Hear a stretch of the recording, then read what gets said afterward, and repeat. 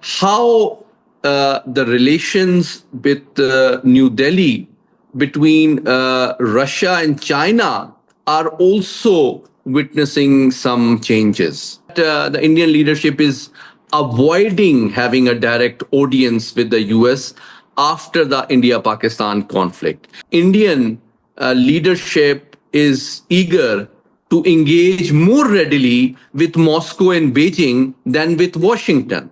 I have a feeling that India will use the revival of RIC, to blackmail Trump.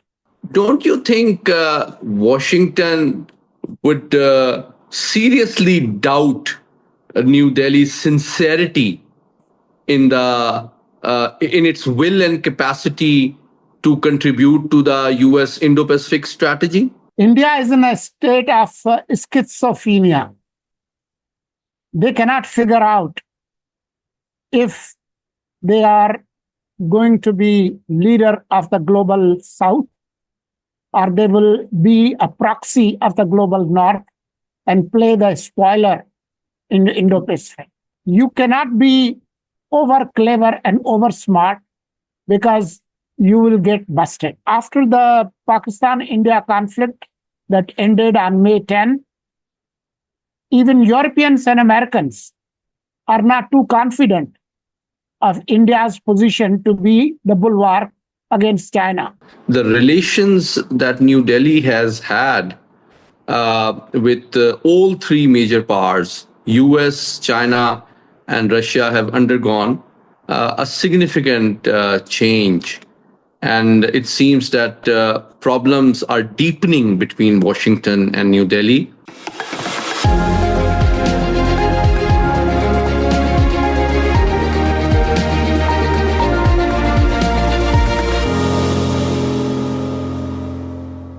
With a new episode of our regular weekly program, The Weekend, I am Muhammad Ali. And I am Murtaza Solangi. Mr. Solangi, the last week was very interesting because we saw some major developments in terms of global, regional geopolitics. And as we have been discussing in the past few episodes, that after the recent South Asian intense conflict between two nuclear arch rivals, India and Pakistan, the nature of relations that Pakistan and India have had with major global powers have witnessed some significant changes. In the previous episodes, we have discussed how Pakistan's bilateral relations with the US have transformed in the last few weeks, and they have also undergone a significant change at the bilateral level between New Delhi and Washington.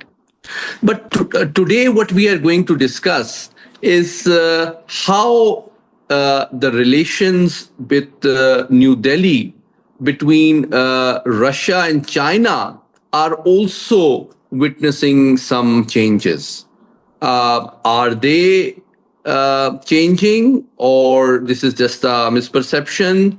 And what is its global and regional significance is what we would like to discuss in tonight's show.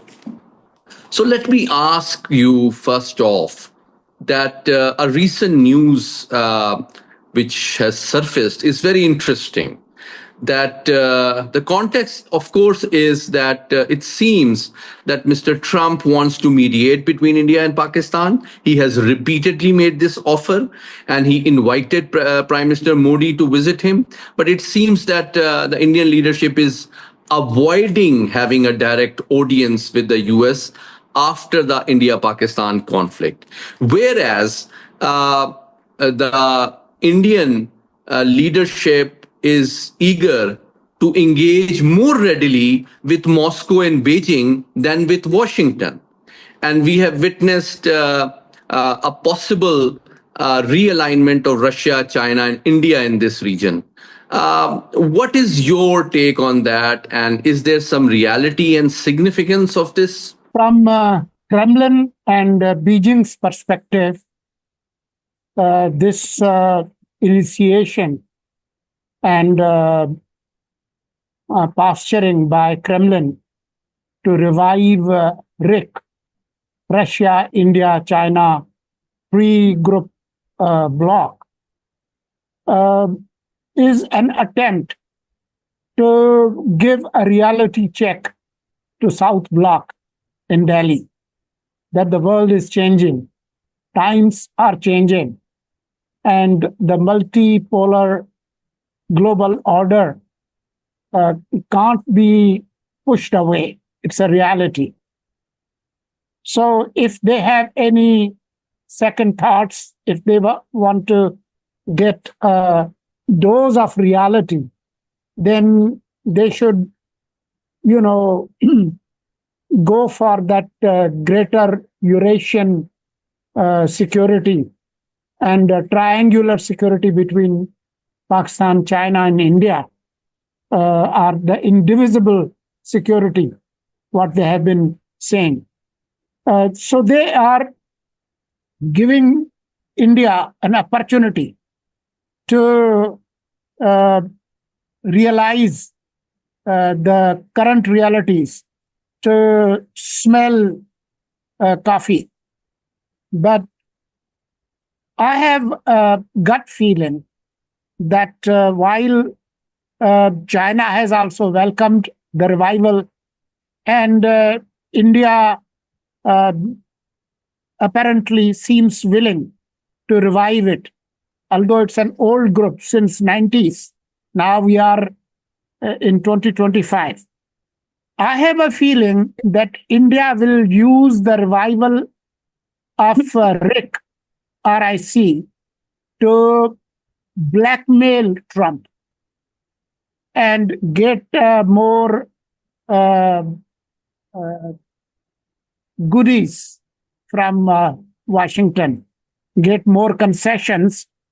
So if that's the case, then India will have the time of its entire history or life, for that matter, because the man across the aisle, Trump, is the biggest bargainer and deal maker. So if folks in South Bloc think that they would be able to blackmail US and get some concessions and try to ditch RIC as they have ditched before. Here it's on, here it's off. That attitude has no future. But there is a leverage with China and Russia also. And the leverage is that next year, the BRICS summit would be in India. And on 31st of August, there is SCO summit in China.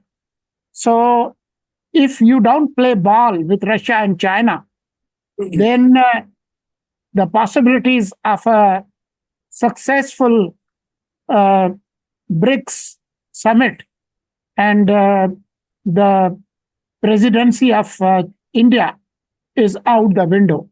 So Indians are in a state of fix. They have to understand that they cannot run with a hare and hunt with a hound. Indeed, but let me ask you in a different context. Three dynamics are quite evident, but it seems strange why it was not noticed earlier in Washington. US core interest, definitely beyond party lines, is to delay the emergence of a multipolar world order and maintain its preeminence in the global geopolitical status quo, in which it saw India as a prospective major bulwark against the emergence of China. But when we see India more keen and eager to engage and cooperate uh, in SCO and BRICS remain energy and security dependent for its nuclear program, for its energy needs, and also for its military needs on Moscow, far more than Washington, despite several overtures and offers from several US administration. And instead of trying to contain or challenge China, try to expand their bilateral economic cooperation and mend fences. Don't you think Washington would seriously doubt New Delhi's sincerity in in its will and capacity to contribute to the U.S. Indo-Pacific strategy? And the recent mention of Asia Pacific and deleting the word of Indo-Pacific from the U.S. Official documents is an evidence of that changing thought process about the expectations that Washington has harbored towards New Delhi. India is in a state of schizophrenia. They cannot figure out if they are going to be leader of the global south, or they will be a proxy of the global north and play the spoiler in the Indo-Pacific. At the same time, they see the emergence of a new global order. So they want to play footsie with Putin and Xi Jinping at the same time. But you cannot be over clever and over smart, because you will get busted. After the Pakistan-India conflict that ended on May 10, even Europeans and Americans are not too confident of India's position to be the bulwark against China. If you get a bloody nose from a much smaller neighbor, Pakistan, then what good are you? You have terrible relations with all your neighbors, not only Pakistan. You have bad relations with Bangladesh. You have bad relations with Sri Lanka, other neighbors, Nepal, Maldives. So, as much as India would want to believe, to make Washington believe that they are an asset, more and more voices in Washington and Europe would emerge that it's a liability. You mentioned Europe, and I want you to expand on it. That is it a U.S. Own and sole perspective that doubts are emerging about New Delhi's sincerity to and commitment towards the unipolar world order or the free world and the Western civilization and their romantic narrative based on being the largest democracy.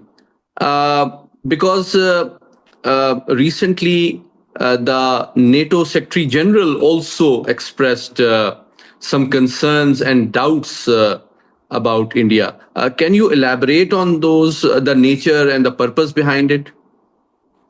The Secretary General of NATO, Mark Rutte, actually warned both Delhi and Beijing that if you continue doing business with the Kremlin and buy oil and uranium and other things, you would be slapped with massive sanctions. And Indian Ministry of External Affairs actually responded back, and they told them that you have double standards and you are hypocrites. When you did business with Moscow and bought energy from there, how come you are lecturing us? So all is not well between Europe and Delhi as well, because Europeans main concern is in the strategic and security framework. Their challenge is Kremlin, and in the economic sense, their challenge is Beijing. So it's very difficult for Delhi. They are limping. They can't put their feet on the ground. Notwithstanding geopolitics and security, another very important domain in which fissure seems to be emerging between New Delhi and Washington is a subject which is closest to Mr. Trump's heart, which is tariff. How do you see the state of affairs between New Delhi and Washington on the tariff issue? So far, they are in a state of limbo. Trump has not announced the level of tariffs they would slap India. Americans want some access in agriculture and dairy, which they are quite reluctant. Indians are resisting that. So there is a possibility of a provisional, temporary kind of arrangement, but that's very flexible, and it has a lot to do with how Delhi deals with Moscow and Beijing. So when it comes to Mr. Trump, all bets are off. Indeed. So I think it is quite clear based on your analysis that after the India-Pakistan recent conflict, the relations that New Delhi has had with all three major powers, US, China, and Russia, have undergone a significant change. And it seems that problems are deepening between Washington and New Delhi. And it seems New Delhi is avoiding US overtures and seems to be more keen on looking for alternatives. And I'm sure this trend and preference would not go unnoticed in Washington. But a different subject I want to analyze with you is an entity, the Resistance Front, which was recently proscribed by the US State Department. And India alleges that it has some links with, a non-Indian entity. I want you to elaborate what is the reality and what is the purpose behind proscribing it, and should Pakistan be worried about it? No, I don't think Pakistan should be worried about it, because the move by US to proscribe or ban the Resistance Front, TRF, which has been touted as a proxy of banned Lashkar-e-Taiba. It's actually to console India after the massive embarrassment they had. No power, including US, stood with India when they conducted unilateral strikes against Pakistan. Everybody had words of sympathy for Pahalgam terror victims, but nobody had sympathy. Nobody gave a carte blanche or a license to India to attack Pakistan and threaten the global peace, since both are nuclear powers.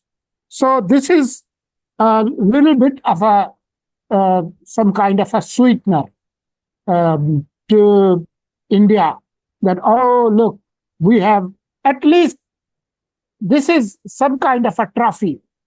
Oh, at least we got this from United States. When it comes to Pakistan, Pakistan has already banned Lashkar-e-Taiba. It's a proscribed organization.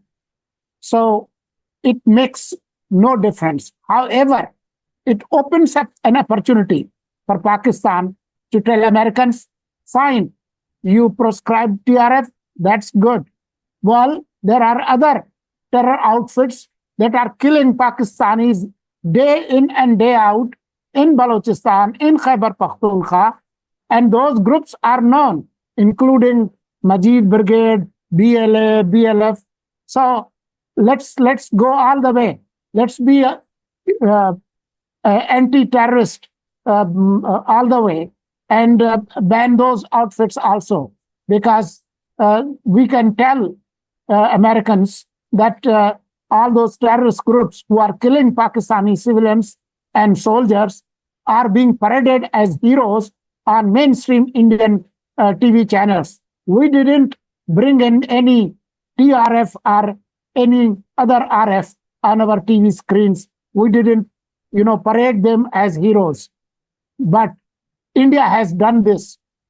So I think it opens up an opportunity, but it's more of a psychological move by India and US, that at least you give us something to brag about in India, that we are not too isolated. So that's the ploy. But I want to ask you a follow-up question, because there are two things which are beyond my understanding. One, that I think I recall that the relevant department of India, which is investigating the Pahalgam incident, have not yet finalized their investigations and its findings. So before convincing, transparent evidence can emerge, which India can share with Pakistan and international community, and the investigations are finalized. First, India decides to invade Pakistan before these investigations were finalized, before it could come up with verifiable evidence with international community. And secondly, they are still not finalized, and still they have not shared any evidence with the international community, which perhaps includes the US. Then how can a link be allegedly established with any third country, which includes Pakistan?